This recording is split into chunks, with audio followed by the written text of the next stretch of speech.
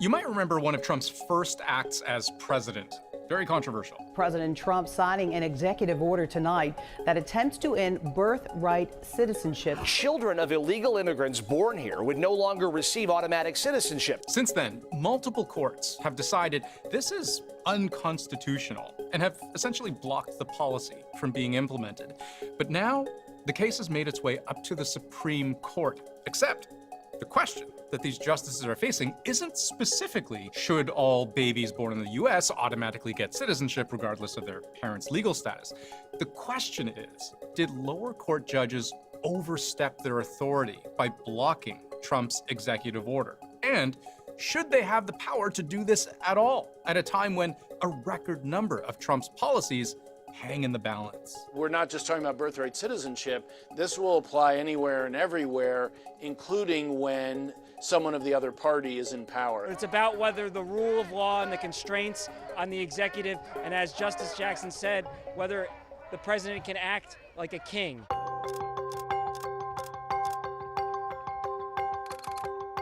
In the U.S., there are close to 700 federal judges spread out across the states, and any one of those judges has the power to issue what's called a nationwide injunction against the federal policy, to basically put the whole policy on pause, even if the case they're considering is only brought by a single individual. Because if that judge believes that the policy is illegal and hurts lots of people, they can say, I'm not just going to make a ruling that applies just to one individual. I'm going to make one that applies more broadly to everyone across the entire country. So essentially, one person is stopping a policy. And in oral arguments, it became clear pretty early that some of the more conservative justices on the Supreme Court bench were concerned that this gives those judges a lot of power. They are dedicated and they are scholarly, and I'm not impugning their motives in any way, but sometimes they're wrong.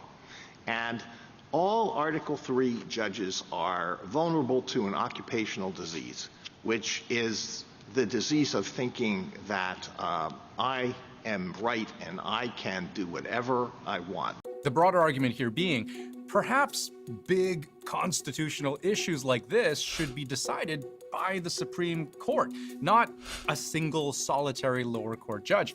Except the counter argument is that cases can take an awful long time to make their way to the Supreme Court. So the liberal justices on the bench wanted to know, what happens in the meantime? Do we just keep applying this potentially unconstitutional law, setting aside the possibility that every day we wait for the wheels of justice to turn, people's rights are being violated? Let's just assume you're dead wrong. How do we get to that result? Does every single person that is affected by this EO have to bring their own suit? Are there alternatives? How long does it take? We're talking about, as the earliest matter of resolving this case, the summer of 2026. That's a year and 9 months, more or less, after the policy gets announced and it starts to be enforced. So do people just have to keep litigating and living in uncertainty? And even some conservative justices seem to accept this argument. Well, Justice Kagan asked my questions better than I could have. How do you suggest we reach this case on the merits expeditiously?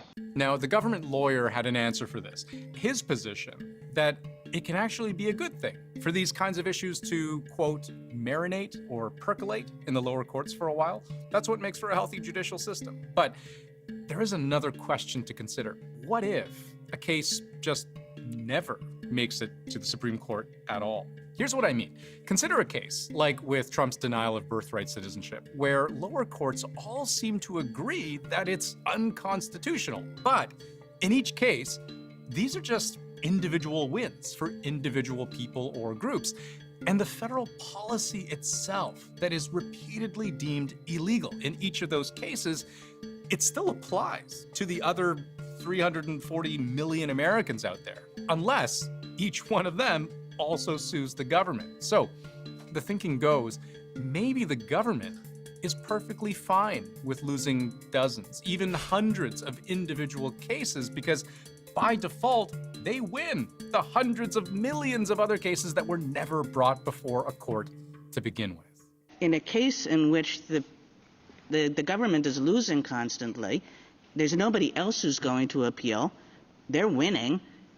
It's up to you to decide whether to take this case to us. If I were in your shoes, there is no way I'd approach the Supreme Court with this case. So you just keep on losing in the lower courts, and what's supposed to happen to prevent that? And this is where the Supreme Court justices started to touch on a whole new problem, which we can think of as the patchwork problem. Different outcomes for different people, depending on who wins and who loses in court, with, if the government got its way, no nationwide injunction to create one uniform result. There are a lot of people who have no financial means or even the know-how about how to get someone to file a lawsuit out there. And people who can't afford to hire a lawyer, what happens to them? And even if you were to try to find some kind of halfway solution, like injunctions don't apply nationally, but instead state by state, as the government lawyer proposed, you just end up with a different patchwork. It strikes me as completely obvious that if you have two states and they have different rules for citizenship and one benefits babies and the other doesn't, that everybody moves to the state where the more favorable rule exists. On the day after it goes into effect, this is just a very practical question how this is going to work.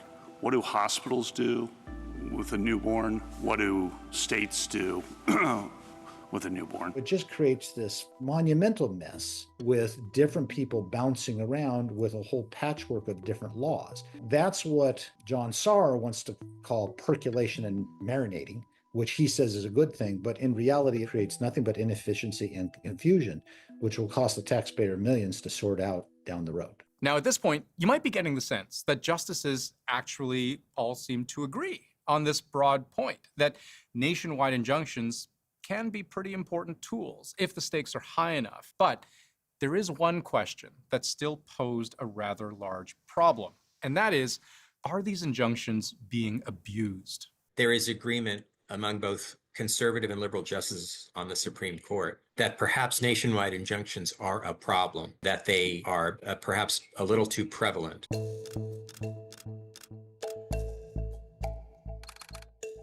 According to all the experts we spoke to, these kinds of nationwide injunctions have always been rare and only really filed under exceptional circumstances.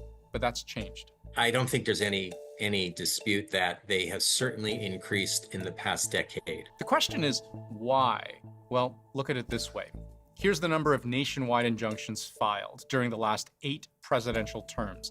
You might even remember a few of them. Under Obama, there was the injunction filed to block a requirement that employers provide insurance coverage for birth control.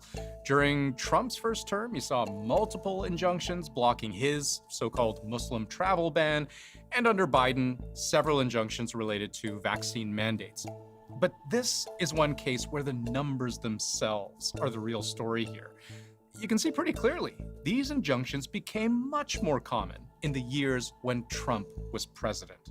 Now, his critics will tell you, this shouldn't exactly come as a surprise because Trump is constantly trying to do things that he's not allowed to do, ruling by executive order, almost no accountability to Congress. And if you do unconstitutional things, yeah, expect to see a lot of injunctions against you. It's simply a reflection of the very poor constitutional analysis and concern of the Trump administration. When Trump breaks the law, he will be held accountable in court, period, full stop. We filed 22 suits in 16 weeks because that's how many times he's broken the law and violated the Constitution. But this is, of course, just one point of view. The competing argument, the one Trump himself makes, is that this is all proof of a partisan attack, that the justice system is being weaponized against him. But despite the tremendous success, as you've been reading, the courts are trying to stop me from doing the job that I was elected to do. It is absolutely absurd for a district judge to try to dictate the foreign policy and national security of the United States of America. The 40, which is incredible, 40 nationwide injunctions against President Trump's administration already, 35 of them alone were in 5 districts.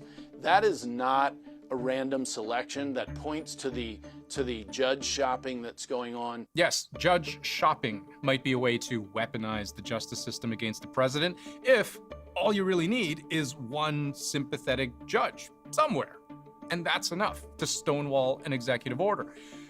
Everyone we spoke to agreed this does appear to be happening, and it is a concern. Except, it's not just one side doing it to the other. Take a look at this. During Trump's first term, 92% of nationwide injunctions were filed by Democrat-appointed judges. That is significantly higher than what we saw under the previous two presidents. But then, look at Biden.